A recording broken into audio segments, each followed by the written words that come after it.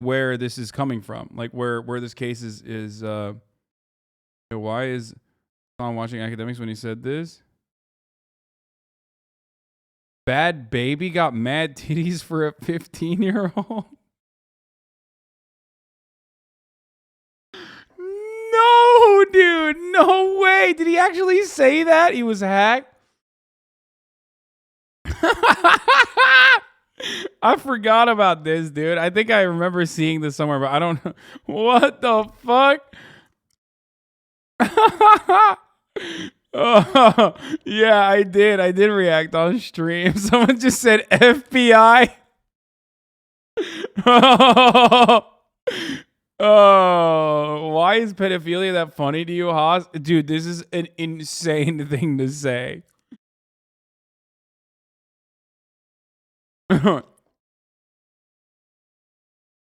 What do you want me to do? Be like, wow, that's fucked up. And then move on and be like, oh, like, what do you want me to repeat? Literally the most obvious talking points, which is straight up like, you know, that this is unacceptable. Also, I like to separate the art from the artist, okay? That's why. That's why I can still watch DJ Academics. Oh, Jesus Christ.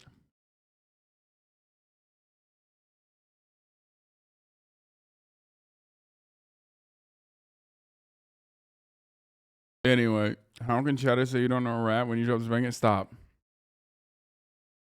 Yeah. In all seriousness, leftist chat is the only fucking place where you can look at something that is like objectively an insane and therefore relatively funny thing and have people seriously be like, why are you laughing at this? Well, this is unacceptable. Like, I'm sorry. I've never laughed a day in my life, and therefore I don't understand it. When I say, why are you laughing at this? I mean, literally, why are you? How do you laugh? Please explain this to me.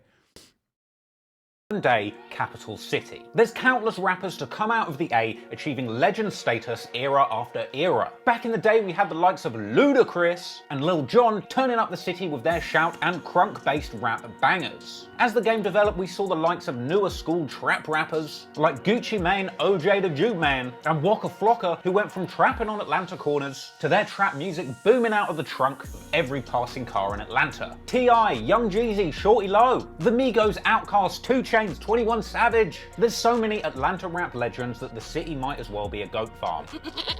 But it's not just in the vocal booth where the legends of Atlanta emerged, because if you know rap or drill music very well, then you'll know that often behind the rap hits are gangs and hitters. And Atlanta itself has had one of the most illustrious histories when it comes to gangs running the city. BMF, or the Black Mafia family, were a notorious ring of drug traffickers who were running the city back in the noughties, taking their dope operation to heights never believed possible in the city, to the point where they were even getting billboards to advertise their criminal enterprise / record label. Now, today's Atlanta story isn't about BMF or the big time dope operations that have come through Atlanta, but that does provide the backdrop to a number of smaller outfits that would spawn some. Like, look, I hate to be that guy, but I'm gonna be that guy. But like, the difference between that and like literally every other like mega corporation now is that the mega corporations were run by white people who were able to do it, I guess, do the violence in a justifiable capacity hundreds of years ago. So then they were able to, like, you know, they had time to develop and also turn themselves into legal enterprises. That's precisely what that is. When you watch someone who's a drug dealer fucking set up shop and like create a legitimate business and a legitimate operation, that's precisely what that is. You're watching someone straight up try to basically fucking turn legal in a short period of time in a way that like these opportunities were not given to them. This was not an opportunity given to these people that the 400-year head start that all these other motherfuckers had, okay? Straight up. Straight the fuck up. Whether it be selling liquor throughout the abolition period, whether it be any number of different things, you know what I mean? Like, so remember that. The biggest names in Atlanta rap today, because on the opposite end of the spectrum, Thug had plenty of chance to go legal. Yeah, and I think he did. flashy, big money throwing lifestyle of the BMF, with the young G's coming up in the most difficult streets of Atlanta, fighting for survival and simply trying to make it out alive. And a lot of young men have come up through the trenches of Atlanta, eventually managing to make something of themselves, escaping the streets through a legitimate career in the music industry, with some even being lucky enough to become chart-topping megastars and getting far away from the dangerous streets they came from. But the problem is, when you make out I'm sorry, it's really hard to hear about the gangbangers and rap stars at Atlanta's underground music scene from a man who sounds like Richard Ayoade. No, I think that's like part of what makes this so interesting is the juxtaposition of this nerd describing it with his like British accent. You know what I mean? Like that's kind of what makes it like magic. Like it just makes it like automatically kind of funny. Where this dude, I mean, but also from what I understand, he's like surprisingly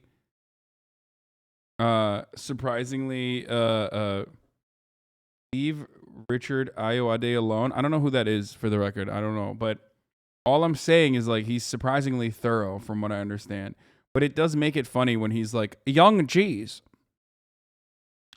Very nice that young G's coming from the cut, throwing doobies up. We're able to kick it back and bick it back and be boo on their own time, but also on prime time.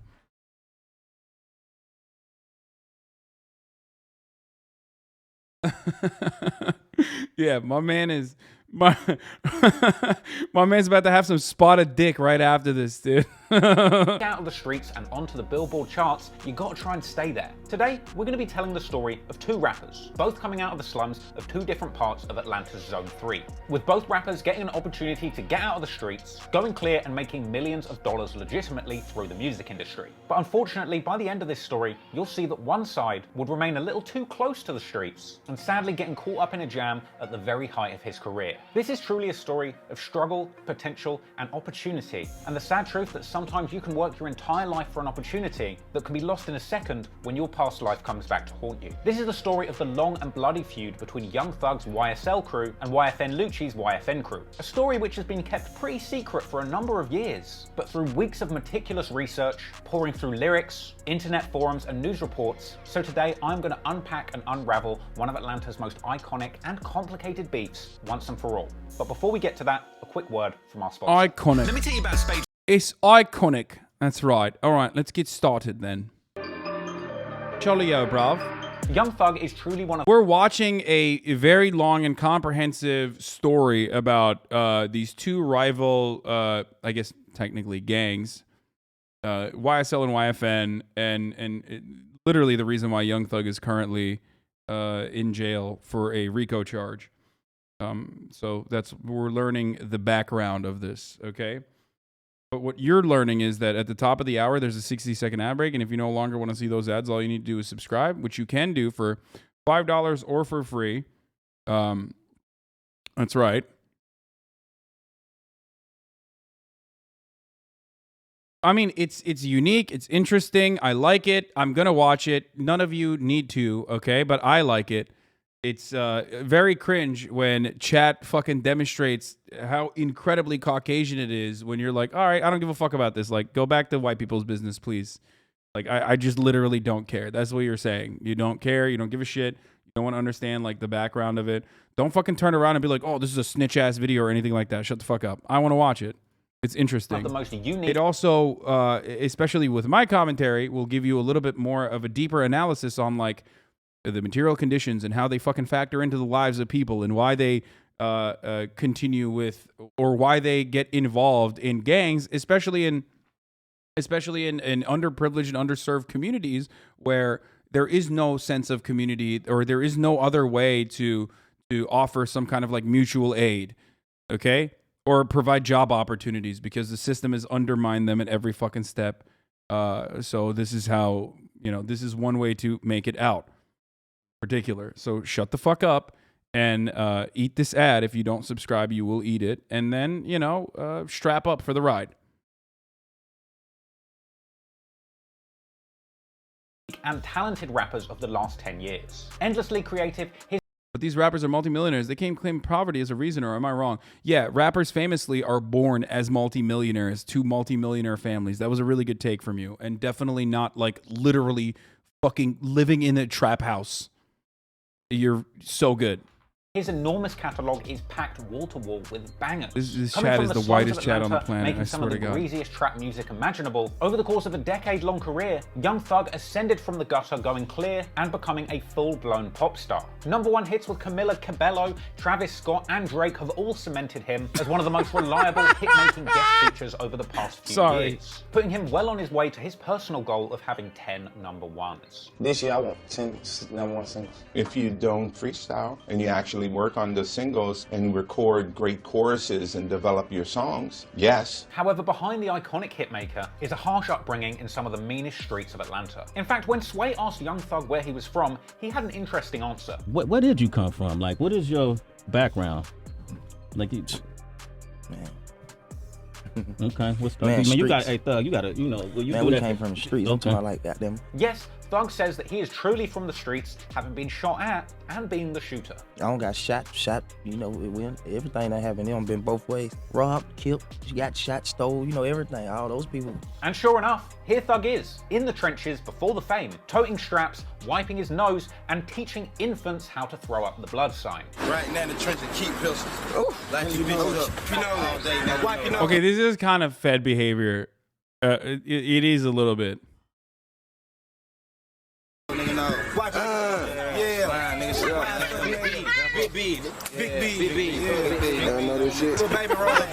So, Thug really did come up in these streets. But what streets specifically? Well, Thug himself originally hails from the Jonesboro South projects, which were actually demolished in 2008. Young Thug described the slum-like project where he comes from in a Fader interview as nothing but roaches and rats. In fact, Thug has even referred to the area where he grew up as Little Haiti or just Haiti due to its crumbling resemblance to the developing nation of Haiti, with Thug even making a track called Haiti Slang and actually naming one of his own daughters Haiti. But even more significant in his music is nearby Cleveland Avenue, which intersects with Jonesboro Road, and thanks to Thug, over the years has become one of the most famous streets in Atlanta trap music. So according to Thug, Jonesboro Road and the surrounding areas are so rough they resemble an undeveloped economy. And with all that in mind, it's no surprise that Cleveland Avenue has been a gang stronghold for several decades. Sometimes referred to as Bleveland Avenue due to its long-running association with the Blood Gang, who famously replaced the letter C with B, you know, because they hate Crips so much. And Young Thug has apparently been associated with the Bleveland Avenue. Dude, he literally did the Fed thing, which I was making fun of. Okay. New Bloods from way back. Hell, I mean, I guess this is like broad appeal. This is broad appeal. He's like,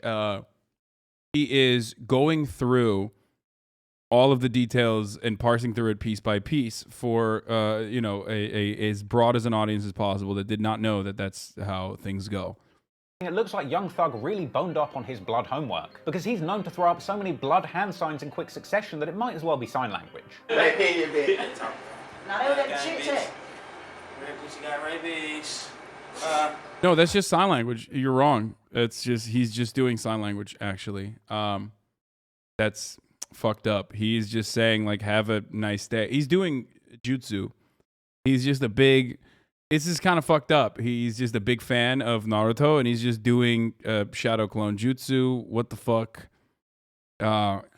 You know, that's actually inappropriate that you think these are gang signs.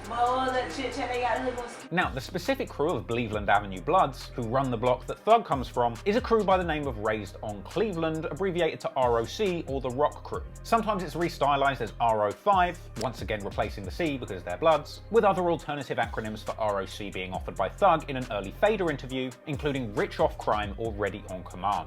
Basically, these are some serious Atlanta goons who are not to be played with. In fact, a 2011 bus on the Raised on Cleveland gang saw for the first time part of their operation exposed for the whole world to see, with US Marshals and an Atlanta police gang unit conducting a major sting operation on the gangbangers in Cleveland Avenue and the surrounding areas. This operation took 8 alleged members off of the streets, along with the seizure of 2 cars, $10,000 in cash, 4 guns, and drugs apparently worth 50 racks. Now, it's not quite a BMF level operation, but it's certainly proof that the criminal underworld Boulevard or Cleveland Avenue is definitely active when it comes to trapping. And this is the environment that Young Thug and his team came up around. In fact, old videos of the Rock crew chilling on their block around 2009 still circulate on YouTube today, showing Young Thug running through the streets of Atlanta, surrounded by his homies back when he used to go by the name Lil Jeff, showing off his unusually fashionable hood drip and clowning his homeboys for secretly photographing his unusual white boy swag fits. King of white boy swagging, right? Stand on one time, let these folks see what you're doing now. Out the goddamn. Rocked out right here, man. You know what I'm saying? You check him out now. This is what he doing. Hello. He's on his phone, but he's taking. Come on, bro. If you have a flip phone, like, it's just, you know, you can't, there should be a statute of limitations on these sorts of things, okay? If you're operating at a time when like flip phones are around, it's past the statute of limitations. Like, let him out. You can't use it as evidence, okay?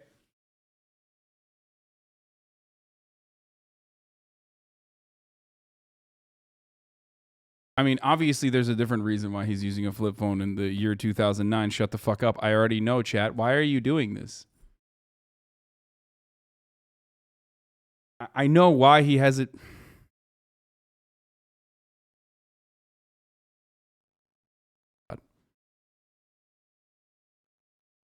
I'm joking. Pieces of me at the same time, you know what I'm saying? In fact, in a kind of unusual uniting feature, it would appear that the Rock crew would all identify themselves by wearing matching Rockefeller jeans. Playing shit with the Rock Republic motherfuckers, you hear me, man? Let my boy Lil D get on there. What you call him? The Will Chamber of this?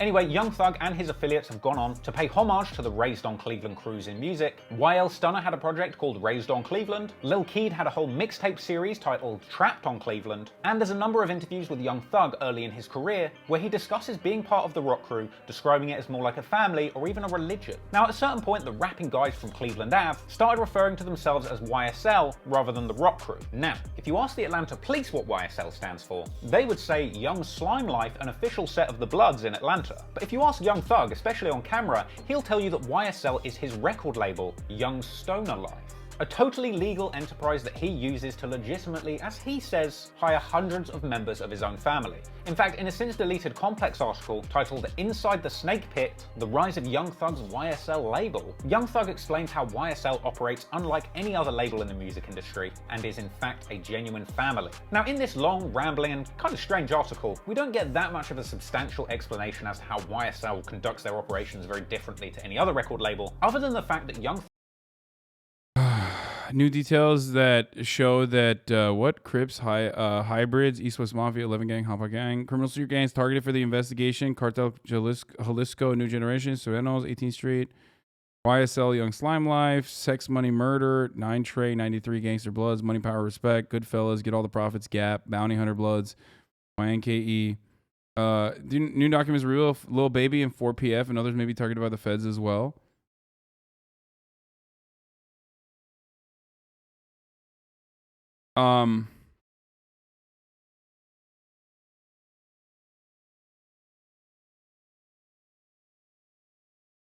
Cardi? Duct tape?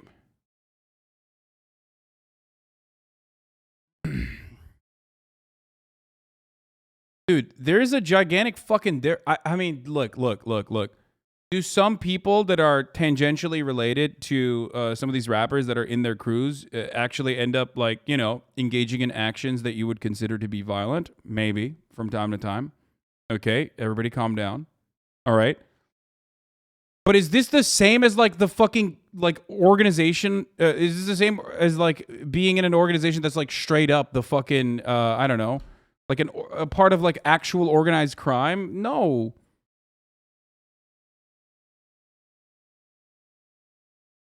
You mean they weren't just joking about the gangbang stuff? No, of course not. Also, motherfuckers got the entirety of Atlanta. At least the Migos still free. I wouldn't be super confident on that.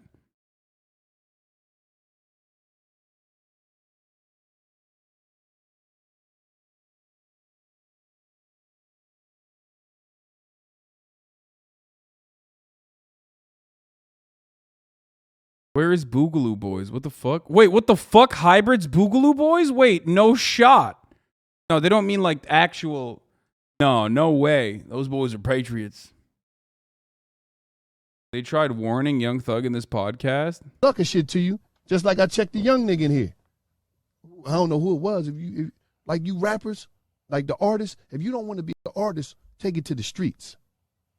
But don't bring the dumb shit in the game trying to prove that you're a fucking real nigga. And while you proving that you're a real nigga, you going to finesse yourself out of position and out of opportunity that can change your family and generations in your family life. Y'all getting money that niggas never got, Thug. Mm-hmm. Migos are definitely a bit less gang affiliated than Thug. I'm not going to say anything about what you are stating, okay? Maybe, maybe not. I don't know. Let's just, just keep it to ourselves. I'm talking about the legends. Shout out to all the legends that made it possible. They got burnt, fucked up contracts. You know what I mean? Ain't never seen 30,000 one time. Shout out to all them. But y'all getting money, so when Had 1,000 hits. When I speak to the young, 1,000 hits. yeah. So Still when living in the projects. yeah, some of them died off. So when I'm speaking to niggas, I'm speaking to young niggas. Oh, for Chatters demonizing Young Thug, he broke gender roles, especially for men where he's from, by wearing dresses, painting his nails, etc. way back in 2014. Yes, 100%. Thug has been instrumental in me becoming who I am today. When he put on a dress, I felt like one day I could do the same. LK Prince and Bowie, him being himself, allowed me to be myself. He's one of my heroes. Yes, Young Thug is a incredibly important. No, don't say lol. Okay, I think that's like a huge fucking deal. Are you kidding me? He literally fucking put on a dress on his album cover in like 2015 or 2014, whenever the fuck he did this. That's insane. Like 2016, yeah. Lyrics are also homophobic all the time. Yes, Chatters. Hey, guess what? There's a reason why they're also rapping about fucking Cleveland Street. Do you want to know why? Because art is a reflection of your reality, okay? And yes, the unfortunate reality is that their reality is a homophobic environment that they grew up in, okay? A homophobic upbringing. Yes. Like, what the fuck?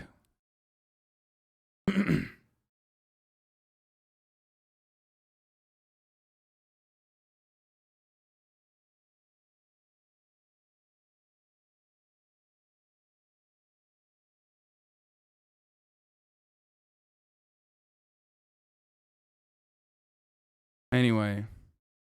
It's like, yo, man, fuck if you ain't trying to hear, nigga. I'm going to keep giving it to you. One day this shit might catch you. But don't wait until it's too late and you got that phone, that burner phone, and you on Instagram, and I done told you how your life going to go.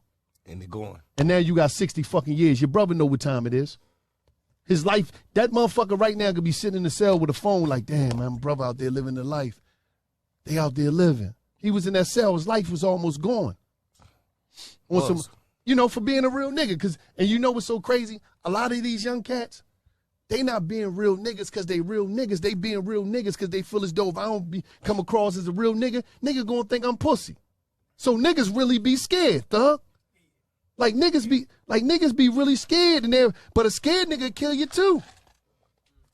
So my thing is be like this, man. For all you young niggas out there that's moving and operating, figure a lane out, because the street game is about creating an exit plan. It was designed so we get some money, figure out a way and get an exit plan. And you in the street games to make money, not headlines.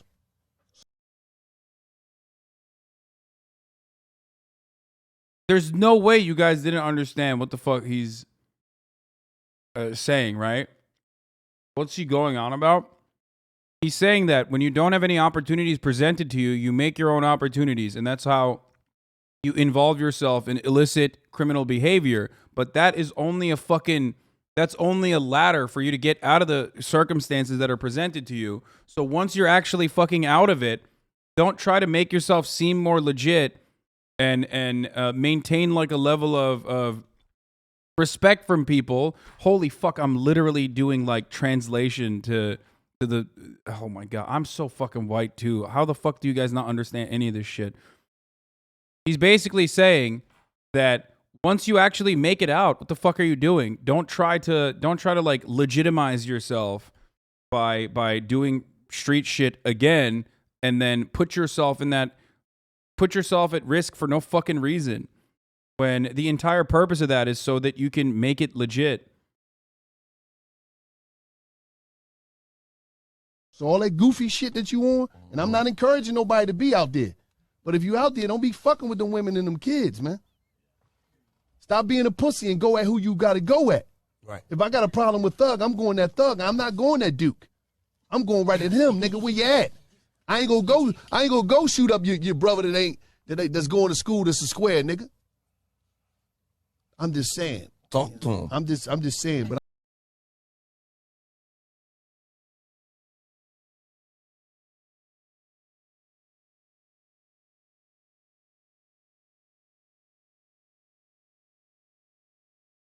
Young Thug actually tried to get his rappers out of the hood. He saw Lil Baby's talent and moved him out of the hood quickly and set him up with the studio. It's so sad to see. There's a lot of yeah, a lot of rappers that make it big. White splaining, but it's useful though. A few of us are not. Dude, look,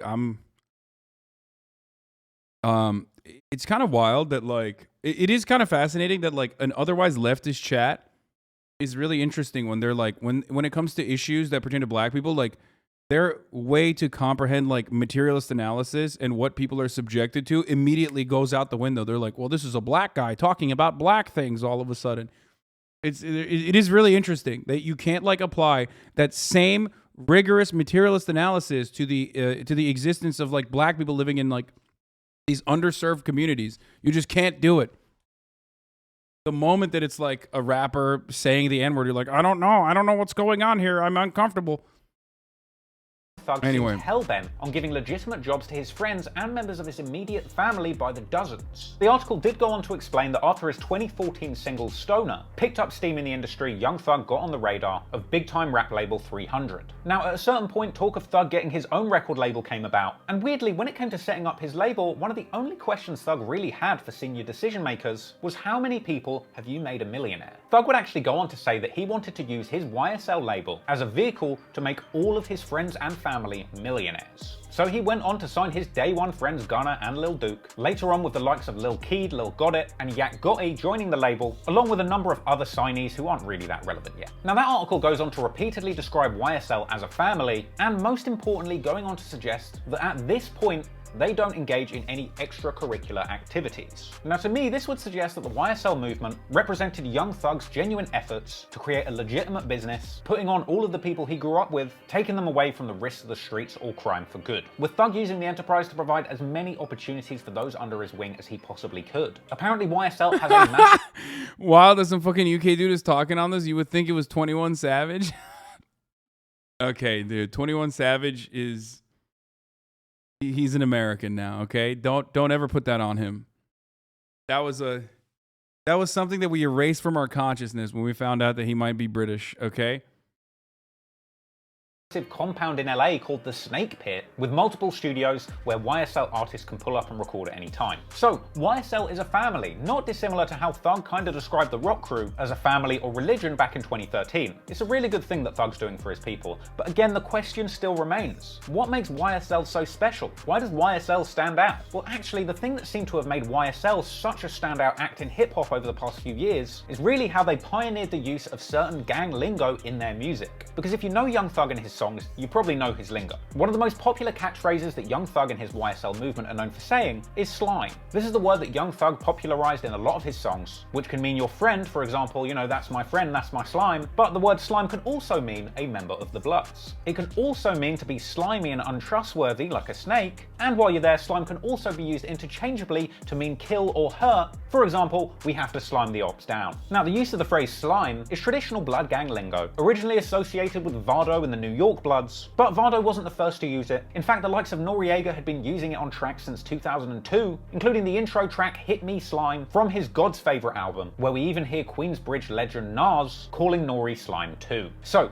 being a Blood straight out of Cleveland Avenue, the word slime was apparently part of Young Thug's lexicon from an early age. But Young Thug seemed to be the first person, at least in the modern music industry, to make this slime blood lingo a big part of his persona. In fact, if you know Young Thug's catalogue well, you'll know that the majority of the imagery and artwork that surrounds his music is all slime and snake themed. Thug would actually later go on to tell Sway in an interview that he felt he found the secret formula when he realized that he was the first rapper to popularize the use of the phrase slime. No, slime is like, it's like I never seen no one in the rap game that really named themselves or been so-called slime. Now, Thug explained to Sway that the meaning of the phrase slime was to mean untrustworthy. Xing out. It's like, okay, you and me best friends. Me and you hit a lick. We get 20,000. I cuff 10,000 and be like, it's only 10. You know, just like slimy. Oh, slimy, Like, yeah. slimy. But he also enthusiastically denied it being a gang term. So that's not a gang term or nothing. Nah. No? A gang? Gang, G-A-N-G, yeah, gang. No. No, The thing is, there's not actually that much consensus on the exact meaning of slime amongst the YSL crew. Lil Got It defined slime as another name for the YSL crew themselves. Slime, YSL. You know, slime, you know, stone like, you know, successful like, you know what I'm saying? Folks be saying, folks on me, be YSL, like, they slime like. But Got It also denied slime was a gang, once again echoing Thug's earlier comments that the YSL team are a family. We slime, I don't know about these other niggas, but we slime. This YSL shit is a family.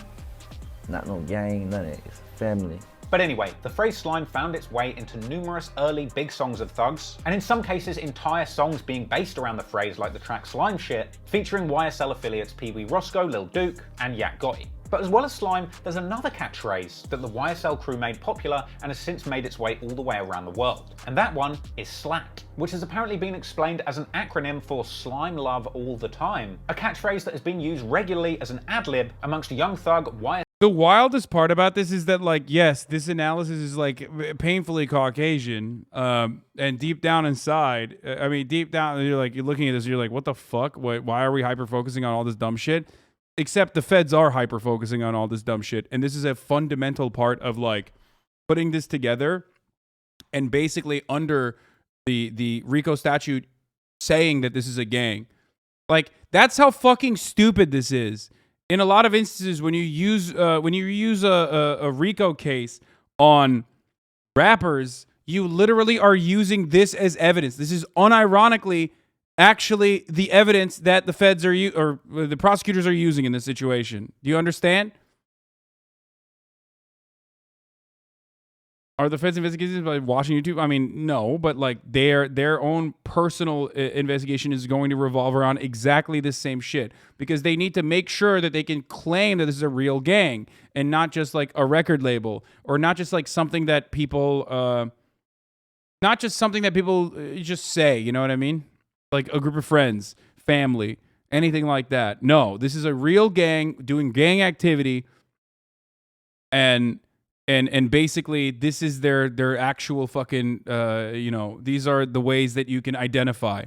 Cops have like a lot of, they have a lot of shit for this. That's why like have you guys ever seen that Black Israelite dude with like the fucking, the Star of David tattoo, and a cop pulls him over, and then he's like, "Oh, are you in a gang?" He's like, "No, I'm Jewish." And the cop's like, "No, you're not. That's a gang tattoo." And he's like, "Fuck do you mean that's a gang tattoo? That's like, I'm Jewish. That's why I have a Star of David. Tell me I'm not. How do you know I'm not Jewish?" And it's like that. That is one of those instances where like cops will literally use whatever kind of fucking tattoo you have to say like you are a part of a gang. And of course, some gangs do actually have tattoos, but you know, that's besides the point. The FBI literally calls juggalos a gang. Yeah, exactly. YSL rappers and even beyond. At a certain point, the SLAT ad-lib became so popular, you can catch any number of famous rappers from Roddy You got Ricch. Hella Mayo Lives white-splaining trap music. I mean, yes, this is a fucking overwhelmingly white community, okay? And I'm white. What do you want me to like fucking lie and like, you know, like act like I'm not? I think like this is the best way to cover something like this, is like be truthful and give you my perspective. Dude in the video is white as fuck too, you know what I mean? Lil Uzi Vert to YNW Melly using the song, which to me is just more proof of how powerful Young Thug and the YSL slime SLAT movement has become in modern rap culture. But what does SLAT even mean? Well, Lil Got It explained that SLAT was actually a slime greeting and farewell, like hello and goodbye. Slack, that's a greetings, or, you know what I'm saying, a farewell, like leaving, you know what I'm saying, slack. And I tell you what, at a certain point, Thug's comments about YSL being a religion really start to ring true, because in one of the most cult-like practices of the YSL crew, apparently upon joining the label, all signees are required to receive a slat tattoo on their nose-wiping finger. Because we can't forget that other catchphrase popularized by Young Thug and his YSL goons, wipe his nose, a slime-affiliated term associated with killing. E.g., we had to wipe that op's nose, a phrase which can be heard as early as 2014 on the Metro Thuggin' track, The Blangwich. So anyway, that's the YSL crew, their complex background, history, and language. So I hope you can fully understand and appreciate where Young Thug and his YSL crew are coming from. As Thug said, YSL is more like a family than a record label. Problem is, as members of the family grow up and make that transition from the streets into the legitimate music industry, unfortunately, those street beefs can still come back to haunt you. And in this case, the young men coming out of Cleveland Avenue have apparently had a long-running and bitter feud with another group of young guys from a nearby area that goes by the name of Summerhill. All right, this is important. Now I know that Young Thug might not be the first artist that you think of when it comes to drill rappers spinning up the op block, but actually Young Thug can be heard dissing the opposing area of Summerhill in one of his earliest songs, Haiti Slang, where he says, "Everybody can't get it, I ain't from Summerhill but I'm visiting." Now, Summerhill spawned a little-known crew in Atlanta called YFN, fronted up by their head honcho YFN Lucci. Lucci hails from Summerhill in Atlanta. You know, I'm from Summerhill, so I walk over here with my boy, man. We just be kicking it, thinking about ways, you know, to get out. Like, how we gonna do it? Now, that clip was actually from a Karen Civil interview with YFN Lucci called Welcome to My Neighborhood. And in that piece, he also took her to the Trestle Tree Village Apartments, a nearby project where his homie YFN Trey Pound is from. Now we in Trestle Tree, this area right here, my boy Pound, Trey Pound, you know, he in YFN. I met Pound when I was like 8 years old. We went to DA Stanton. And that's where he stayed at. YFN Lucci broke down the realities of where he's from in a Vibe interview where he said not many make it out. And I'm sure you won't be surprised to find out that Summerhill is yet another ATL area associated with extensive gang activity. Numerous blood sets have apparently operated around these areas for a number of years, but according to Atlanta police, one of the most significant crews to click up and emerge out of Summerhill and nearby Peoplestown in Atlanta is the ABG, or Atlanta Blood Gang, with ABG sometimes also standing for Anybody Get It. Apparently coming from their members' willingness to act out violence on literally anyone. So yeah, I wouldn't want to mess with these guys. According to the Atlanta police, the ABG are also clicked up with other Atlanta blood sets like the Bird Gang, apparently formed in the early 2000s in Atlanta's 4th Ward. And according to local police, Atlanta's many blood sets allegedly have ties to the original Inglewood family Bloods from Los Angeles. And as we're going to find out later on in this story, the Atlanta Bloods have other interstate connections that stretch as far as Miami too. So with all of these blood gang alliances, it's no surprise then that YFN Lucci was apparently also close to fellow Atlanta Blood Bloody J, a red rag rocking Atlanta rapper who was apparently getting it in blood way before Durk and Pooh Shiesty was, with his 2013 track Get It in Blood showing a lot of people for the first time that Atlanta had a big blood gang movement too. So you've got the Atlanta Blood Gang running in the streets with the red rags, and much like YSL, if you ask the Atlanta police, they would tell you that YFN is another violent blood set that's committing crimes in the streets, as well as having ties in the music industry. But if you ask YFN Lucci, he would say YFN is not a gang, it's his rap collective and record label. YFN, of course, standing for Young Fly. Yeah. And the YFN means what? Young fly nigga. In fact, the full name is YFN BC. Young fly nigga about cash, because it got a BC at the end, so it's Young fly nigga about cash. And it's not just Lucci repping YFN either. He's joined by the likes of YFN K, his big brother who got him into rap, YFN Fat, who apparently became a blood at the ripe young age of 15, Ferrari Fred, or Fred Rari, a rapper signed to YFN hailing from Miami. Now look, we're gonna get well into the music from artists on both sides of this beef, but for now, let's go back to the very beginning, because the beef between these two crews have a lot to do with their careers. Ultimately, both sides had the right idea. Lucci and Thug are both young guys from tough, gang-infested areas, trying to get out and make a better life for themselves and their families. And at a certain point, both of them realized that they would be better off doing this in the music industry rather than in the streets. But unfortunately, after a long and difficult come up, just as both artists were getting to their peak in the rap game, their unfortunate and violent past just kept on dragging them down. Oh, dude, you think this is a good lunchtime video? Never mind. We have a you know 40 more minutes on this, but I guess everyone that wants to watch this, like, fuck off. You know, we got a good new video up. Come on, bro. Now, Young Thug began to dabble in rap publicly all the way back in 2010. One of his earliest appearances, featuring on True Royale's She Can Go, saw a young Thug showcasing an early style heavily influenced by Lil Wayne. And to begin with, music wasn't really a serious prospect for Young Thug. But in 2011, that perspective might have begun to change for Thug. This being the year of that big bust on the Raised on Cleveland crew. With the block hot and a number of young people from the area getting locked up, thankfully Thug was able to find a new route to success as he would begin to pick up steam musically. Over the course of 2011 and 2012, Thug would drop 3 installments of a mixtape series, I Came From Nothing 1, 2 and 3. Projects which featured extensive lyrics about Thug's tough come up around the rock crew on Cleveland Avenue. So Thug was beginning to make some waves in music, though in the early days he would struggle to distance himself from those many Lil Wayne comparisons. But eventually, Young Thug's hard work would pay off and he would pick up the attention of Atlanta trap legend Gucci Mane, who would sign Thug to his 1017 Brick Squad record label, with Gucci apparently signing Thug for 25 bands in cash without even hearing his music. But this gamble would pay off as Thug's profile would continue to rise, and Gucci would even collaborate with him numerous times on the 1017 Thug joint mixtape, as well as Gucci putting Thug on his 2013 single Breakdance. These moves would have Thug capturing the attention of the hip-hoposphere in a big way. He landed himself a 2013 Complex. Gucci Mane, the only person prison actually rehabilitated. Like the singular individual. No one else.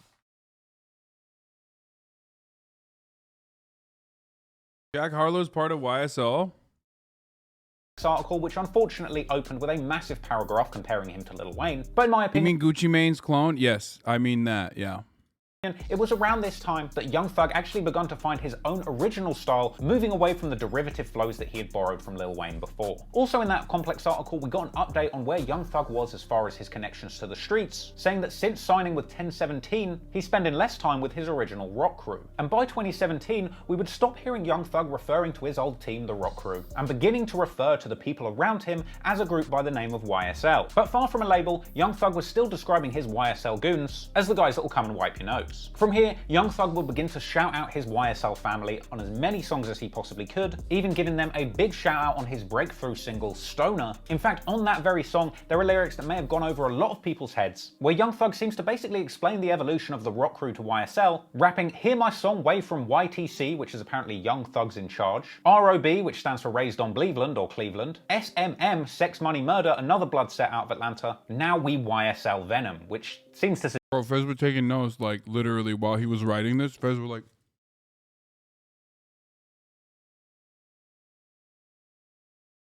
Look at this. Literally, half the fucking gangs he mentioned are in this indictment, dude. What the fuck?